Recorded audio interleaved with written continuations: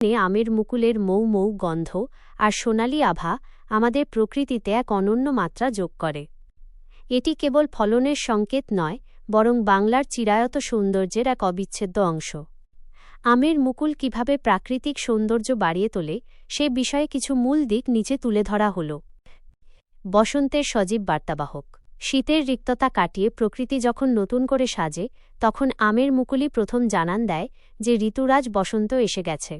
গাছের ডালে ডালে হলুদাভ ও খয়েরি রঙের মুকুলের সমারোহ প্রকৃতিকে এক সজীব ও প্রাণবন্ত রূপ দেয়। 2 বদে রঙের অপূর্ব বৈচিত্র্য। গাঢ় সবুজ পাতার ফাঁকে সোনালি বা হালকা হলদে রঙের মুকুলগুলো এক চমৎকার বৈপরীত্য কন্ট্রাস্ট তৈরি করে। দূর থেকে দেখলে মনে হয় যেন গাছগুলোয় সোনার রেণু ছিটিয়ে দেওয়া হয়েছে। এই দৃশ্য যে কোনো মানুষের চোখকে প্রশান্তি দেয়। 3 জীববৈচিত্র্যের মিলন মেলা। মুকুলের মিষ্টি গন্ধে মৌমাছি, প্রজাপতি এবং বিভিন্ন ছোট পাখির আনাগোনা বেড়ে যায়। এই প্রাণচাঞ্চল্য বাগানের শ্রী বহুগুণ বাড়িয়ে দেয়। বিশেষ করে ভোরে মুকুলের ওপর শিশির বিন্দু আর তাতে সূর্যের আলোর প্রতিফলন এক স্বর্গীয় দৃশ্যের অবতারণা করে। 4 ঘ্রাণে মাতোয়ারা পরিবেশ। আমের মুকুলের একটি বিশেষ স্নিগ্ধ ও মাদকতাময় ঘ্রাণ আছে। এই সুবাস বাতাসের সাথে মিশে চারপাশের পরিবেশকে এক অদ্ভুত আমেজে ভরিয়ে দেয়, যা মানুষের মনকে মুহূর্তেই সতেজ করে তোলে।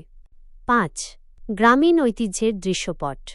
বাংলার গ্রামগঞ্জে সারি সারি আমগাছে যখন মুকুল আসে, তখন পুরো জনপদ এক উৎসব মুখর রূপ পায়। কবি সাহিত্যিকদের কবিতায় বা শিল্পীর তুলিতে আমের মুকুল সবসময় বাংলার প্রকৃতির আভিজাত্য হিসেবে গণ্য হয়ে আসছে। একটি মজার তথ্য, আমের মুকুলকে অনেক সময় মঞ্জরি বলা হয়। বৈজ্ঞানিক পরিভাষায় এই পুষ্পমঞ্জরিকে বলা হয় প্যানিকল, যেখানে শত শত ছোট ছোট ফুল মিলে একটি থোকা তৈরি করে। বাম্পার ফলনের আশা, কিন্তু এই সময়টি বেশ সংবেদনশীল। সঠিক পরিচর্যা না করলে রোগবালাই ও পোকার আক্রমণে মুকুল ঝরে গিয়ে ফলন ক্ষতিগ্রস্ত হতে পারে। মুকুল টিকিয়ে রাখার জন্য নিচের পদক্ষেপগুলো অনুসরণ করতে পারেন। সেচ ব্যবস্থাপনা। মুকুল আসার আগে গাছে মুকুল আসার আগ মুহূর্তে হালকা সেচ দেওয়া ভালো। মুকুল ফোটা অবস্থায় যখন গাছ পুরোপুরি মুকুলে ভরে যায়, তখন অতিরিক্ত সেচ দেওয়া যাবে না। এতে মুকুল ঝরে যাওয়ার সম্ভাবনা থাকে। তবে মাটি ফেটে গেলে খুব হালকা সেচ দেওয়া যেতে পারে। 2 বদে পোকা দমন। হপার পোকা। আমের মুকুলের প্রধান শত্রু হল হপার পোকা। এরা মুকুলের রস চুষে খায়, ফলে মুকুল শুকিয়ে যায়।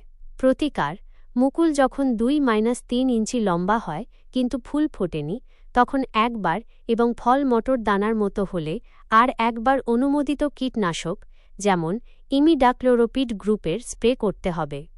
3 রোগবালাই। অ্যানথ্রাকনোজ ও পাউডারি মিলডিউ। কুয়াশা বা মেঘলা আবহাওয়ায় মুকুলে ছত্রাকের আক্রমণ বেশি হয়। লক্ষণ: মুকুলে কালো দাগ পড়া বা সাদা পাউডারের মতো আবরণ দেখা দেওয়া। প্রতিকার: ছত্রাকনাশক যেমন ম্যানকোজেব বা সালফার গ্রুপের স্প্রে করা জরুরি। 4 হরমোন ও পিজিআর ব্যবহার। মুকুল বা গুটি ঝরা রোধে এবং ফলের আকার বাড়াতে প্ল্যানোফিক্স বা এই জাতীয় হরমোন ব্যবহার করা যেতে পারে, তবে এটি নির্দিষ্ট পরিমাণে পানির সাথে মিশিয়ে স্প্রে করতে হয়। 5 কিছু জরুরি সতর্কতা। ফুল ফোটা অবস্থায় স্প্রে নয়। যখন মুকুল থেকে ফুল ফুটে যায়, তখন কোনো প্রকার কীটনাশক স্প্রে করবেন না। এতে মৌমাছি মারা যায়, যা পরাগায়নে ব্যাঘাত ঘটায়। ধোঁয়া দেওয়া। খুব ভোরে বাগানে হালকা ধোঁয়া দিলে হপার পোকা দূর হয় এবং কুয়াশার প্রভাব কমে। দ্রুত